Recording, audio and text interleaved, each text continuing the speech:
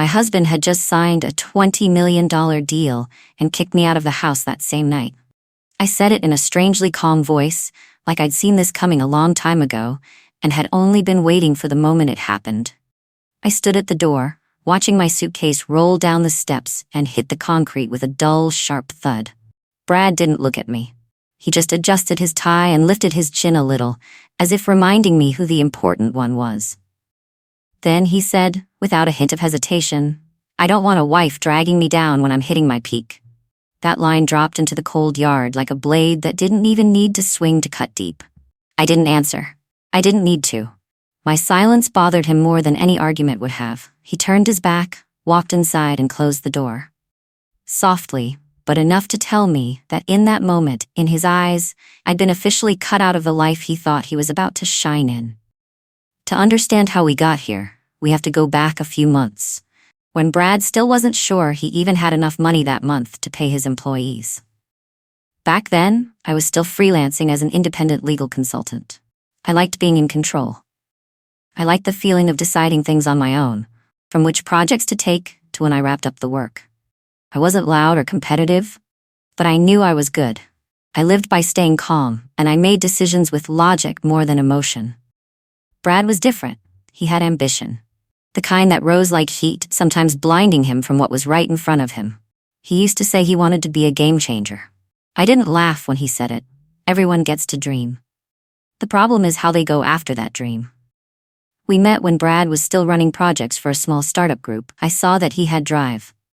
He saw that I could spot and fix risks fast. From then on, we became a team. At least that's what I thought.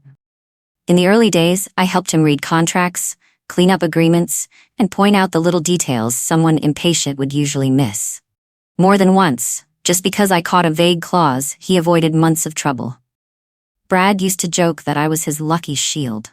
But over time, that line stopped sounding grateful. It started sounding like, "Of course you do all that."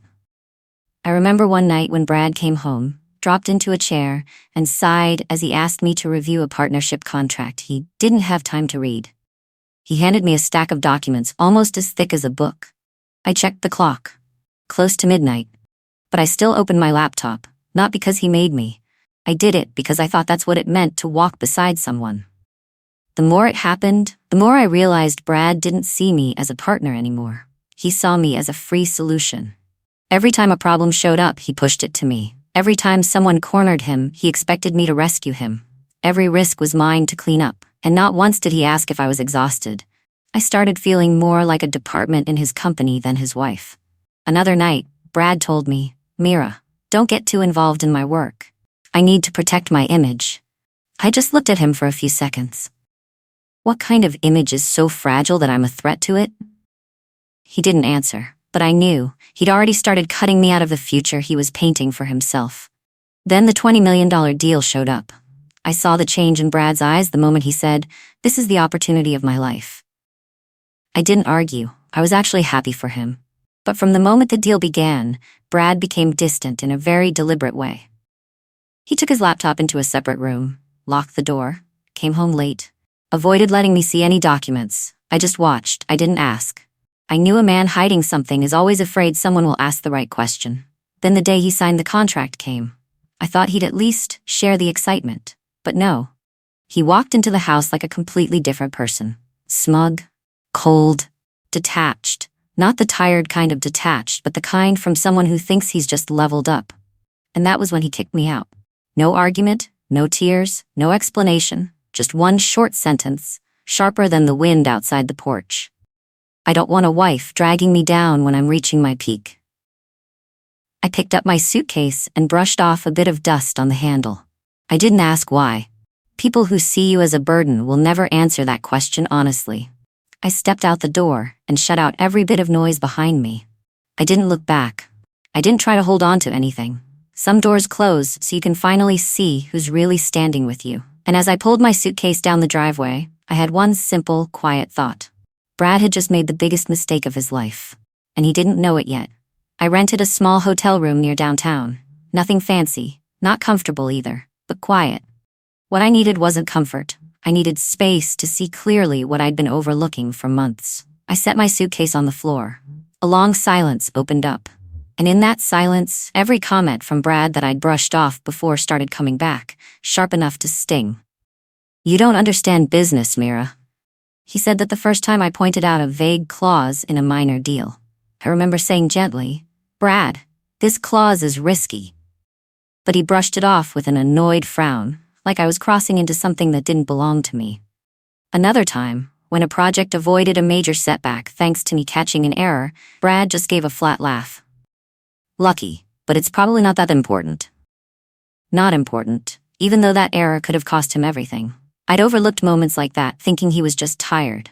But the truth was simpler. He'd gotten used to seeing what I did as something that naturally belonged to him. I sat on the bed, looked out the window, and realized that for a long time, Brad had been lowering my worth in quiet but steady ways. A small comment here. Ignoring my effort there. All of it piling up into the feeling that nothing I did was ever enough for him. Then I remembered the weeks leading up to that $20 million deal. Brad changed so fast it took me weeks to figure out that the change wasn't from pressure. It was because he was stepping into a new world, one he didn't want me to follow him into. He came home late. Not the kind of late from long meetings or tough deadlines. The kind of late from someone hiding something. Every time he walked in, Brad held his laptop tight, like it was a life or death secret. He didn't set it on the table the way he used to. He took it into the bedroom, locked the door, and didn't explain a thing. His attitude shifted too, sarcastic, cold. Sometimes he'd say something that made me stop for a moment, just to figure out if he meant to insult me. Once I asked, "Do you want me to review this part of the contract?" He looked at me with eyes so unfamiliar, I felt like a stranger standing in my own home. "No. You slow down my progress." I remember exactly how it felt, like someone placed a cold hand on my chest, not squeezing, not pressing, just resting there, but enough to make it hard to breathe. And as the deal got closer, the gaslighting started in the most textbook way. Brad said, "Mira, you're not ambitious enough. You don't fit the life I'm about to have." That sentence was both an accusation and a declaration that he now stood somewhere else, and I was no longer in the picture. Don't fit. I repeated those words in my mind more than once, not because they hurt, but because I understood something. A man only says that when he already has a new version of the future in his head, a future he wants to push you out of before you get a chance to see it. Brad started banning me from the work meetings I used to attend with him. "Not necessary," he said. "I want to leave the right impression of my team." His team. Turns out I'd never been part of it. I didn't argue. But I watched. And the more I watched, the more I felt something was off. Not just his attitude. The intentional way he kept me out of every detail related to the deal. A husband doesn't do that if he still sees you as part of the path he's walking. Then one night, when Brad left his phone on the kitchen counter to step outside for another call, the screen lit up with a new email. I didn't plan to read it, but the sender's name was too familiar, a representative from the partner company that used to be my client. The subject line made me freeze for a few seconds. "Clarification needed on your revised draft." Revised draft? I'd never made any draft for this deal. But I had created their foundational documents years ago, back when they were just entering the market. I opened the email. A paragraph appeared, polite in tone but clearly confused. The content was exactly in my field of expertise. But the way it was written wasn't. It was clumsy, full of gaps, and Brad's reply made my whole body go cold. "My wife isn't in the industry anymore. I handle everything." Not in the industry anymore? I had 3 open consulting contracts at that exact moment. I sat down, steadying my breath. Some truths don't need anyone to say them out loud. They walk into your mind on their own, detail by detail, and all you can do is accept them. Brad hadn't just changed. He was deliberately cutting me out of the deal. And more than that, he was trying to hide the fact that he'd reused my work and didn't want anyone to know. I watched the phone screen fade with my own breathing, and in that moment, I understood clearer than ever. Brad didn't kick me out because I was a burden. He kicked me out because he was afraid I'd see what he was doing. And for the first time in months, all the scattered pieces started to click together. Brad hadn't just changed. He'd been hiding the $20 million deal from me from the very beginning. I spent the whole morning at the hotel staring at the ceiling, forcing myself not to react too fast. When you've just been thrown out of your own home, the natural response is pain. But I didn't want the usual kind of pain. I wanted clarity. I wanted to see exactly what Brad had been keeping from me. I opened my laptop and logged into my old work archive. When I typed the partner company's name into the search bar, the results popped up so fast I had to stop for a few seconds. Not because I was surprised, but because what I suspected the night before wasn't just right. It was obvious to the point of being shameless. The company Brad was signing that $20 million deal with had been my client 3 years earlier. When they first expanded into a new market, I was the one who built their entire legal foundation. The set of documents they relied on for the next 2 years. I remembered every detail in it. I even remembered the tiny lines only the writer would know they'd revised over and over. And I knew Brad knew that too. I opened the original file from my archive. Then I opened the draft mentioned in last night's email. The two documents sat side by side like two pieces of a story I was never allowed to read in full. Just a few minutes of comparing them, and the twist showed up as clearly as black ink on a white page. Brad had reused the documents I wrote. He barely changed anything, just reformatted them, swapped the title, and added his company's logo. The key sections kept the same structure. Even the semicolons were identical. But the worst part wasn't that he used my documents. The worst part was that he had changed several key clauses, the kind that must be edited with precision down to each word and punctuation mark. And he changed them wrong. Badly wrong. I zoomed in on the financial risk clause. In the original, I'd clearly outlined the shared liability both sides would carry if the market shifted. But in the version Brad sent to the partner, that line had been rewritten into a clause that placed all responsibility on the partner, while Brad's company was given almost complete exemption. No reputable company would sign that if they understood what it actually meant. And Brad definitely didn't understand. He didn't have the expertise to see how dangerous it was to alter a single sentence in a legal liability section. If the deal went through, the partner could lose millions, not because of business risk, but because of a legal trap created by a bad edit. I leaned back in my chair. Not to rest, but to hold on to enough calm to keep digging. Why would Brad do that? The answer was right in last night's email. I scrolled to the bottom of the inbox and checked a few older exchanges. There was one email he'd replied to: "My wife isn't in the field anymore. I handle all the paperwork." I read that line 3 times. Not because it hurt, but because the shamelessness of it was so sharp it left a mark. I was still working for 3 other clients. I'd never left the field. I'd never hidden anything. There was only one person who wanted me to disappear. Brad. Brad knew the partner trusted me. Brad knew they'd wanted to keep working with me if they ever had the chance.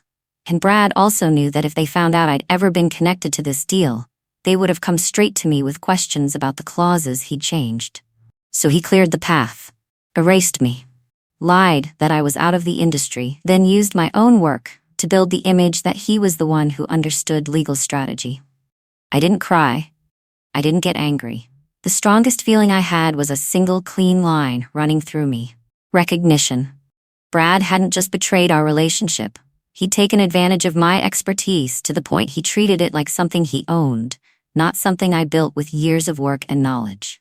I remembered the moment he tossed my suitcase down the steps. Back then, I thought he was just being arrogant. But now I understood. He did it because he believed he'd risen above me, in career, in value, in power. Brad kicked me out because he thought he didn't need me anymore. He thought he was skilled enough to stand on his own without everything I'd quietly done for him over the years. But this was where he miscalculated the most. His career had never stood on his talent. It stood on what he borrowed from me. I turned back to the screen and dug deeper into the document Brad had edited. Every page revealed another section he'd changed recklessly. No structure, no understanding. Some parts even contradicted the applicable laws entirely. If this document got signed, the fallout wouldn't be a few $100,000 in mistakes. It would be a major lawsuit, a destroyed reputation, a company losing trust in someone they believed was a professional. And most importantly, they had no idea the original documents were mine, which meant they were being led into risk on a foundation I had built correctly, but Brad had completely ruined. I rested my hands on the keyboard for a long moment, not to type, just to feel the calm settling back into me. It wasn't peace. It was like a stream of cold water running through my mind, washing away the last bit of doubt. Brad had lied about me. Brad had used my work to climb higher. Brad had pushed me out of his life the moment he thought he didn't need me anymore. I closed the laptop. A small, clean click snapped through the room, enough to end the entire morning. I wasn't angry at Brad. Anger takes too much energy, and I wasn't giving him any more of mine. What I had now wasn't emotion, it was clarity. A clarity that, if it had come sooner, might have made me leave a long time ago. I stood up and looked into the mirror hanging in the hotel room. The reflection showed a face with no trace of collapse, just clarity, and a decision forming itself. Brad thought I would stay quiet.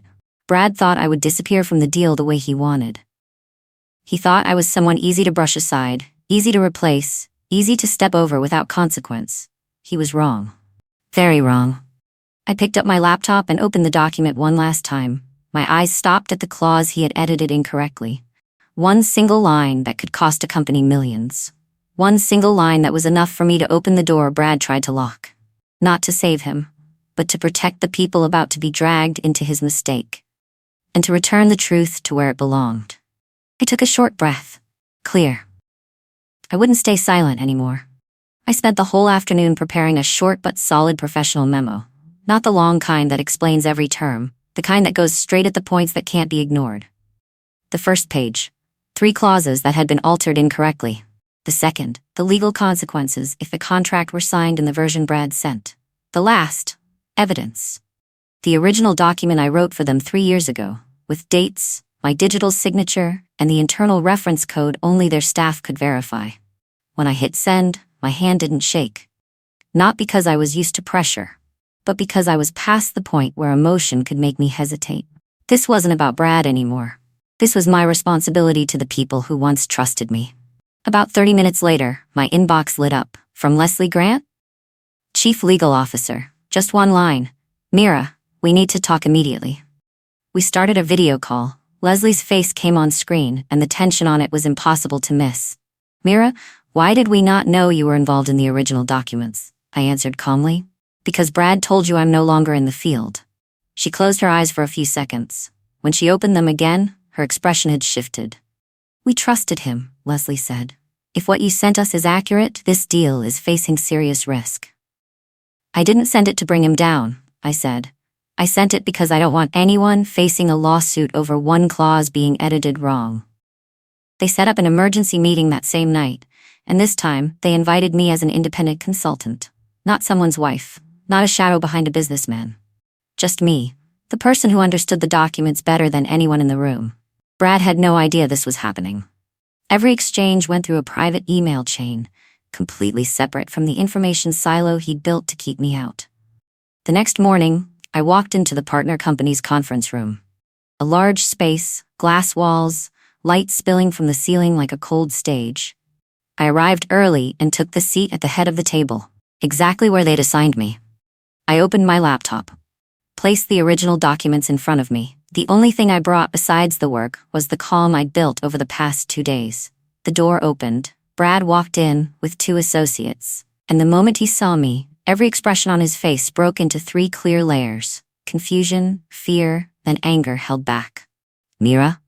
My name came out of him like a thorn stuck in his throat. I didn't answer. Leslie spoke first. Brad, thank you for coming. We have a few issues to go over. Mira will present first. Brad snapped his head toward me. Why are you here? I closed my laptop halfway. Because the place where you made mistakes was mine to begin with. His face went pale. Someone like Brad only goes pale when he realizes control is no longer in his hands. The meeting began. I went through each point, the clauses he changed, the differences between the original and the version Brad sent, the financial consequences if the contract moved forward. I didn't use a single harsh word. No personal attacks, just facts. Clear. Clean. Without emotion. Every time I laid out a point, Leslie flipped through the documents and gave a small nod. The partner representatives looked at Brad with eyes growing colder by the minute. When I presented the proof that the original document was mine with their own internal reference code, Brad jerked back slightly. This is just a coincidence, he tried to say. Leslie set her pen down. Brad, coincidences don't produce 2 documents that match 92% of the content. He started scrambling. We can talk this through. Mira is just misunderstanding. I tilted my head, my voice steady. Brad, you altered the legal liability clause. Do you even understand what that sentence means? He went silent, and that silence said more than anything he could have tried to explain. I continued, if they signed the version you sent, they would take on all the risk. I don't understand why you thought they'd accept that. Brad looked around the table, searching for an exit, but no one offered him one. 3 minutes later, Leslie said the sentence I knew would flip the entire situation. We need to pause the contract. All documents will be reviewed from the beginning, under Mira's direct supervision. Brad almost shot out of his chair. Impossible. This is my deal, Leslie answered calmly, and because you altered the legal documents without disclosure, this deal is no longer safe to continue. Brad turned to me, his eyes a mix of pleading and anger. Mira, you can't do this to me. I looked straight at him. I'm not doing anything to you. I'm stating the truth. The consequences are yours. A quiet stillness spread through the room. And in that moment, I knew Brad didn't lose the deal because I showed up. He lost it because he believed I would stay silent forever. The meeting ended. I gathered the documents into my bag. Stood up. I didn't bow to Brad. I didn't say a single extra word. As I stepped out of the room, Leslie walked beside me and said quietly, Mira, thank you. Without you, this deal would have become a disaster. I gave a small nod. I didn't do this for gratitude. I did it because the truth needed to be where it belonged. When the elevator doors opened, I glanced back one last time through the glass wall. Brad was still standing there, one hand braced on the table, his head lowered like someone who'd just realized the ground beneath him wasn't solid rock, but thin ice. No sound. No harsh words. But his fall began exactly at the place he thought he stood the tallest. Within 24 hours of that meeting, the official announcement went out. The $20 million contract was canceled. Not paused, not under review. Canceled completely. The entire deal Brad thought would take him to a new level ended faster than it had begun. That afternoon, the first investor announced they were pulling out. The second called to reevaluate our entire previous agreement. By evening, the remaining 3 partners all sent emails with the same line, temporarily freezing collaboration until internal review is complete. In just one day, Brad went from bragging everywhere that he'd closed $1 million deal to being the subject of rumors about botched legal documents and hiding their real source. No one wants to be associated with a businessman who shows signs of being dishonest. Word spread fast. His reputation, the thing he valued more than his marriage, shattered like glass cracking from the center. I didn't know all this because I was watching him. I knew because my phone kept buzzing. Not from Brad. From people who'd worked with him, asking if I knew what's going on. I only replied with one short line. Everything will be clear soon. By night, Brad finally showed up. He stood outside the hotel room I'd rented, looking frantic and desperate. A complete contrast to the man who'd thrown my suitcase out the door 2 days earlier. Mira, I'm sorry. I was under so much stress. I don't know what I was thinking. His voice cracked like he was trying to pull me back to save whatever was left of his life. I opened the door just enough to face him, not enough for him to step inside. Stress made you use my work and lie about me? I just wanted things to move fast. I looked at him for one more second. Just one. But it was enough to see the truth. He still didn't understand. People only regret losing, not being wrong. I want you to come back, he said, his voice almost shaking. We can fix this. I need you. I shook my head slightly. Not angry, not bitter. Just putting the truth where it belonged. You didn't lose me because the deal collapsed, Brad. You lost me the moment you thought you could throw me away and still win the game. A heavy silence fell between us. Brad looked at me like he was realizing for the first time that not everyone comes back when you wave at them. Some people only move forward. I closed the door, softly. No guilt, no hesitation. The next morning, I got a call from Leslie. She kept it short. Mira, we want to sign a long-term consulting contract with you. Not just for this deal, but for all our legal operations moving forward. I smiled, a calm kind of smile. Not because I'd won, but because I'd chosen the one thing I needed to choose, myself. I walked out of the hotel carrying my familiar laptop and a new job. One I earned not because of Brad, but because the truth stands on its own when you stand on your own. I didn't look back to see if Brad showed up. My life doesn't belong to what's behind me. On the way to the partner's office to sign the contract, I thought about something Brad once said. I'm reaching my peak. Turns out the peak he bragged about only stood firm when it rested on things that weren't his. As for me, I wasn't standing on any peak at all. I was simply standing high enough to see clearly who deserved to walk forward with me. And the final line I kept to myself, though if he ever asked, I'd say it without hesitation. I didn't get even with you. I just gave you back what you chose. In the end, here's what I learned. In any relationship, respect matters more than love. When someone believes they can look down on you and still keep you beside them, that's when you need to walk away. Choosing yourself isn't selfish. It's the only way to keep your real worth intact. That's the end of the story. Thanks for staying with me until the last moment. What do you think about Mira's choice? If you were in the same situation, would you stay silent or stand up for yourself? If you like stories like this, don't forget to subscribe, leave a comment, and share your thoughts. See you in the next story.